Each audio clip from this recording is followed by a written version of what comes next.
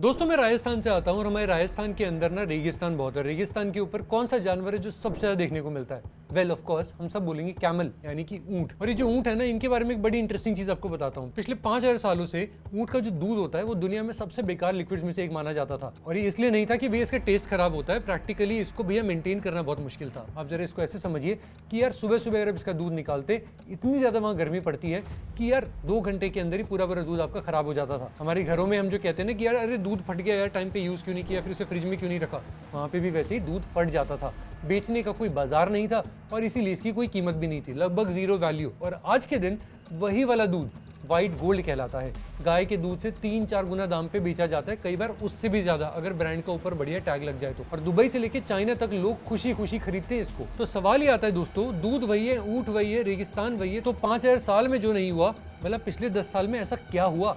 और अगर ये इतना ज्यादा कीमती था तो इतने लंबे वक्त तक किसी ने भला इसको सॉल्व क्यों नहीं किया, इस प्रॉब्लम को सॉल्व क्यों नहीं किया? तो सुनो यार, एक बात बिल्कुल साफ कर देता हूँ शुरुआत में ही, फिर पूरी कहानी खुलेगी। ये जो दूध है ना, ये खुद कभी प्रॉब्लम नहीं था। ऊंट का दूध हजारों सालों से इतना ही न्यूट्रिशियस रहा है। इसमें विटामिन सी का कॉन्सेंट्रेशन गाय के दूध से लगभग 3 से 5 गुना होता है और आयरन का कंटेंट लगभग 10 गुना। सो इफेक्टिवली कमी दूध में कभी थी ही नहीं। कमी थी 2 चीजों के अंदर, उसे बाजार तक पहुंचाने के सिस्टम की और दुनिया को ये यकीन दिलाने की कि यार ये सिर्फ दूध नहीं है, ये एक दवाई भी है। और जिस दिन ये दोनों बातें दुनिया को क्रैक होनी शुरू हुई, उस दिन एक रेगिस्तान का बेकार लिक्विड सुपर फूड बन गया। और मजे की बात यह है कि इस पूरे के पूरे बिजनेस के अंदर दूध ही है जो कि सबसे ज्यादा सस्ता कंपोनेंट है। तो सवाल यही आता है कि भला इतने सालों से ऐसा बेकार क्यों बैठा था? वेल, यहाँ पे 3 दुश्मन आ जाते हैं। पहला पेरिशेबिलिटी यानी जल्दी फट जाना, जो अभी हम ऑलरेडी समझ चुके हैं। रेगिस्तान की गर्मी में दूध घंटों के अंदर खराब हो जाता था। और दूसरा फैक्टर यहीं पे आ जाता है टेस्ट का। ऊंट का जो यूजुअल खाना पीना होता है वो बेसिकली नमक वाली झाड़ियां होती है, इसलिए उसका जो दूध होता है वो भी हल्का सा नमकीन होता है टेस्ट में। अब शहर का जो आदमी होता है, मेरे जैसे लोग, हमें यार गाय के मीठे मीठे दूध की आदत लगी होती है, भैंस के प्यारे से दूध की आदत लगी होती है। अब ऐसे में कोई हमें बोले कि यार हल्का नमकीन वाला आप दूध पियो, तो यार कहीं ना कहीं हमें वो डाइजेस्ट ही नहीं होता। हम वो पीते हैं, बोलते हैं अरे ये क्या पिला दिया। और यही आ जाता है तीसरा फैक्टर, जो कि सबसे बड़ा फैक्टर भी है। सप्लाई जो है इसकी वो बिखरी हुई है। हम ये जो कैमल्स की बात कर रहे हैं ना, बोलना आसान है, राजस्थान में कैमल ही कैमल है, बट प्रैक्टिकली 45,000 स्क्वायर किलोमीटर का रेगिस्तान है वहाँ पे, और उसमें जगह जगह फैले हुए ये वाले आपके कैमल्स हैं मल्हाड़ी परिवारों के पास। अब 2 बातें आती हैं यहाँ पर जिन पे आप बिना कुछ सोचे मेरे साथ हाँ बोलोगे। पहली बात है कि आपने कभी ना कभी गांव से अभी कोई ना कोई चीज जरूर खरीदी होगी, जो कि जब तक वो आपके पास आई बीच में उसमें 3-4 बिचौलिए भी आए होंगे, सबने अपना अपना मार्जिन भी काटा होगा, एंड उस वजह से वो चीज आपको बहुत महंगी मिलती है। आप बोलते हो कि भाई एंटीक आइटम है, हैंडमेड है, इसलिए महंगा है। अरे जिसने बनाई है उससे पूछो उसको कितना मिला, नहीं मिलता।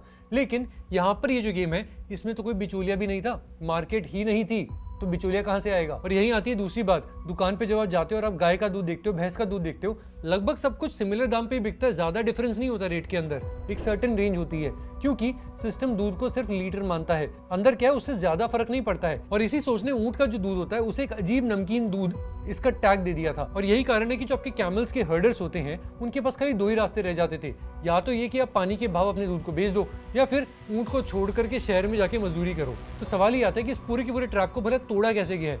वेल, सबसे पहले आता है लॉजिस्टिक्स। कोल्ड चेन को जरा समझो। दूध को निकालते आपको पहले से ठंडा करना होता है, और फिर ये भी आपको इंश्योर करना होता है कि अब यहाँ से उसे कहीं पे भी लेके जाए, पूरे रास्ते से ठंडा ही रखना होगा। जैसे सब्जी को आप फ्रिज के अंदर रखते हैं ताकि वो 2 दिन ज्यादा चल जाए। अब प्रॉब्लम यहाँ पे ये आ जाती है कि जो कोल्ड चेन है वो शहरों में तो होती है, लेकिन वो मल्हाड़ियों के जो रेगिस्तान वाले गाँव हैं उसके अंदर भैया ये सब नहीं होता है। तो यहीं पे आपके अमूल वाले आ गए। उनकी सरहद डेयरी जो है उसने यहाँ पे एक बड़ा फैसला किया। उन्होंने कहा कि फैक्ट्री को रेगिस्तान ही लेके चलते हैं। तो देखो, जैसे मैंने आपको स्टार्टिंग में बताया था, हमारे राजस्थान के अंदर बहुत बड़े बड़े रेगिस्तान है, वैसे ही रेगिस्तान आपके गुजरात के अंदर भी है। कच्छ के अंदर रापड़ नाम से एक जगह है, जब बाय द वे थोड़ा डाइग्रेस होकर बता रहा हूँ कि वहाँ पे रिलायंस वाले बहुत बड़े अपने सोलर की इंस्टॉलेशन करने जा रहे हैं। बट वापस अपने टॉपिक पे आते हैं अभी के लिए। देखो, वो जो जगह है रापड़ की, या फिर ऐसी और जो वहाँ पे कई सारे गाँव हैं, वहाँ पे छोटे बल्क मिल के चिलर लगाए गए हैं ताकि दूध निकलते ही ठंडा हो जाए। और असली कमाल ये है कि इस पूरे के पूरे ऑपरेशन में अमूल ने एक भी ऊंट नहीं खरीदा है। वो ऊंट के मालिक नहीं बने हैं, सिर्फ इंफ्रास्ट्रक्चर उन्होंने प्रोवाइड किया है। और इतने सारे कैमल हर्डर्स को जोड़ने के लिए संजीवन और कुम्स जैसे कई एनजीओ के साथ उन्होंने नोमैडिक हर्ड्स को मैप कर लिया है।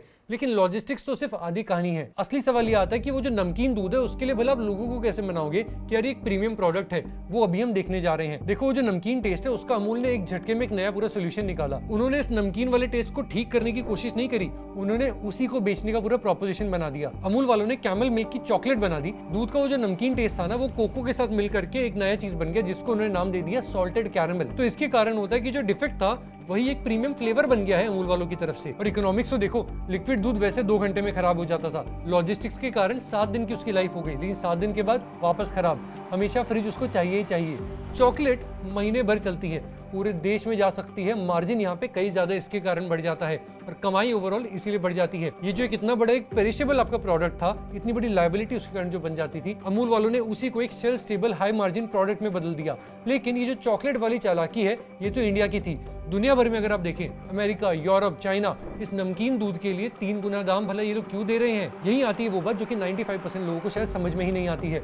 ऊंट का जो दूध होता है उसमें नेचुरल इंसुलिन होता है, लगभग 52 यूनिट्स पर लीटर। अब गाय के दूध में भी तो इंसुलिन होता है, तो फर्क क्या है? फर्क यहाँ आता है कि जब नॉर्मल दूध को पीते हो, आपके पेट के अंदर जो एसिड है वो इंसुलिन को फाड़ देता है एंड इसके कारण उसका कोई इंपैक्ट नहीं आता है। लेकिन ऊंट के दूध के साथ एक अजीब चीज होती है, इसमें वो जो खास प्रोटीन है बीटा लैक्टोग्लोबुलिन, वो होता ही नहीं है। इसी वजह से जो दूध होता है, ये जब आपके पेट में जाता है, वहां पे जो एसिडिक कंटेंट है वो इसके इंसुलिन कंटेंट को ब्रेक नहीं करता है। रिजल्ट इज, ये जो इंसुलिन है वो आपके इंटेस्टाइन के अंदर पहुंचता है और वहां से ये आपकी पूरी बॉडी के अंदर खून के थ्रू एब्जॉर्ब हो जाता है। और इसका नतीजा क्या आता है दोस्तों? रैंडमाइज्ड ट्रायल जो भी अभी तक हुए हैं, उसके मेटा एनालिसिस कहती है कि रोजाना कैमल मिल्क पीने से डायबिटिक पेशेंट्स का HbA1c का जो रीडिंग होता है, यानी 3 महीने का एवरेज शुगर का जो रेटिंग होता है, वो 0.85 से 1.24% तक गिर जाता है। और टाइप 1 डायबिटीज के जो मरीज होते हैं, उनको जो रोजाना लगाने वाली इंसुलिन की डोजेज होती है, उसमें भी कमी आ जाती है। एक बात मैं यहाँ साफ साफ कह रहा हूँ, ये सारे क्लेम्स मेरे नहीं है, इसके लिए पूरे सोर्सेज है हमारे पास, जो कि हम यहाँ पे डिटेल में आपसे शेयर कर रहे हैं। और इन सारे सोर्सेज के बेसिस पे हम आपसे ये कह रहे हैं कि जो दूध है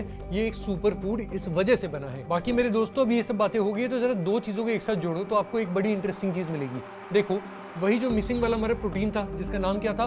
बीटा लैक्टोग्लोबुलिन, उसका ना होना 3 काम यहाँ पे एक साथ कर देता है। पहला, वो दूध को हाइपो एलर्जेनिक बना देता है, मतलब एलर्जी के चांसेस कम हो जाते हैं। इंसान की माँ का जो दूध होता है उसके काफी करीब ले जाता है। बहुत सिंप्लीफाइड वे में बता रहा हूँ, टेक्निकल में हम नहीं घुस रहे हैं। यहीं पर आता है दूसरा वाला फैक्टर, उसी की वजह से है कि इंसुलिन जिंदा बच के खून में पहुंच पाता है। और तीसरा पॉइंट, उसी स्ट्रक्चरल डिफरेंस की वजह से गाय के पेट से बना रेनेट ऊंट के दूध पे फेल हो जाता है, दूध जमता ही नहीं है।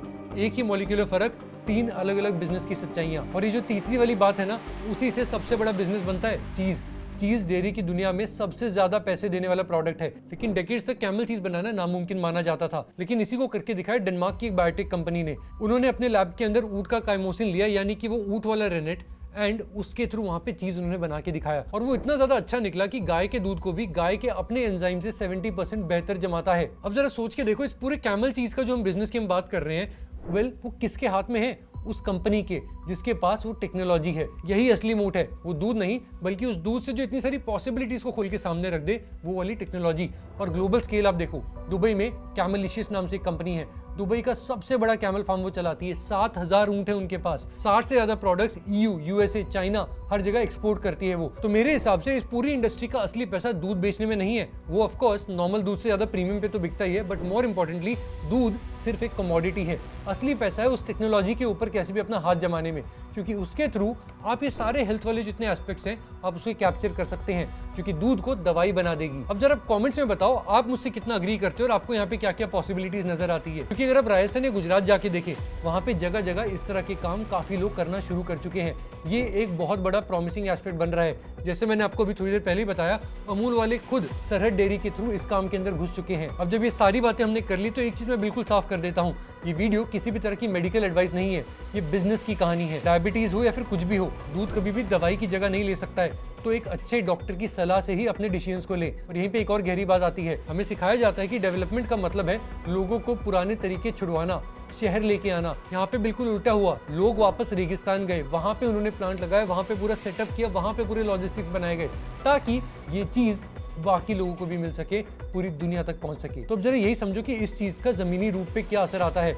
FY25 के अंदर सरहद डेयरी ने रोजाना 4754 लीटर्स का दूध लिया और एक साल में 8 करोड़ 72 लाख रुपीस सीधा 350 से ज्यादा मलाड़ी परिवारों तक पहुंचाए, जिनके पास पहले कोई भी भरोसेमंद इनकम नहीं थी। और सबसे खूबसूरत बात दोस्तों क्या आती है, जब ऊंट के दूध की कीमत बनती है तब ऊंट की कीमत बनती है, और जब कीमत बनती है तो कहीं ना कहीं उसकी इंपॉर्टेंस भी आनी शुरू हो जाती है। हमारे इंडिया के अंदर कैमल्स की पॉपुलेशन बहुत ही तेजी से गिरती जा रही है, एंड यहीं पे एक बड़ा एक इंसेंटिव बन के आता है कि यार कैसे भी करके हम इन्हें प्रोटेक्ट करें, इन्हें सेव करें। तो इसी बात पे दोस्तों, क्या याद है शुरुआत में मैंने एक सवाल पूछा था, 5000 साल में जो नहीं हुआ वो बोला ऐसा क्या है कि अब पिछले 10 साल में होने लग गया है? जवाब अब ऑलरेडी आपके सामने है। दूध में कुछ नहीं बदला है, बदला सिर्फ ये कि किसी ने पहली बार यहाँ पे इस मार्केट को समझा और रेगिस्तान में जाकर के प्लांट्स लगाना, चिलर्स लगाना, बल्क रूप में इस पूरे इकोसिस्टम को क्रैक करना, ये सब शुरू किया। और किसी ने डेनमार्क में बैठ करके और बेटर टेक्नोलॉजीज बनानी शुरू करी, जिससे यहाँ पे इससे और बेहतर प्रोडक्ट्स बन सके जिनकी शेल्फ लाइफ हो। तो मेरे दोस्तों, ये कैमल मिल्क की जीत नहीं है, ये सोच की जीत है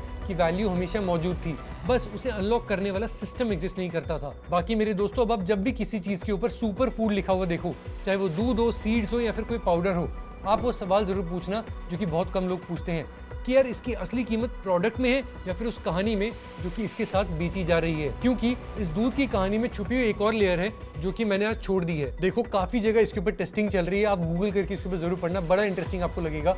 इसी दूध का इस्तेमाल खाली डायबिटीज के लिए नहीं देखा जा रहा है, बल्कि टेस्ट किए जा रहे हैं कि क्या इससे ऑटिस्टिक बच्चों के दिमाग पे भी कोई असर आता है। वेल, लेट अस होप कि ऐसा कुछ निकले। मुझे नहीं पता सही निकलेगा गलत निकलेगा, बट अगर कुछ ऐसा सोल्यूशन निकलता है तो इतने सारे जो हमारे स्पेशल बच्चे हैं उनके लिए बहुत अच्छी एक शुरुआत हो सकती है, एक बहुत अच्छा एक सोल्यूशन आ सकता है। बट फिलहाल के लिए आज का ये डीप डाइव यहीं पे खत्म होता है। आशा है कि आपको यहाँ कुछ नया और कुछ अलग यहाँ पे जानने को मिला होगा। अगर वीडियो इंटरेस्टिंग लगी और पसंद आई तो लाइक का बटन जरूर दबाएं और सब्सक्राइब जरूर करें। एंड ऑफ कोर्स अपने सर्कल में वीडियो 4 लोगों को जरूर दिखाएं। शुरुआत अपने परिवार से करें। फिलहाल के लिए आज के वीडियो यहीं पे खत्म होता है। आप देख रहे हैं ग्रो एज, मैं हूं जयंत मुद्रा और आपसे जल्द दोबारा मुलाकात होगी अगले वीडियो में।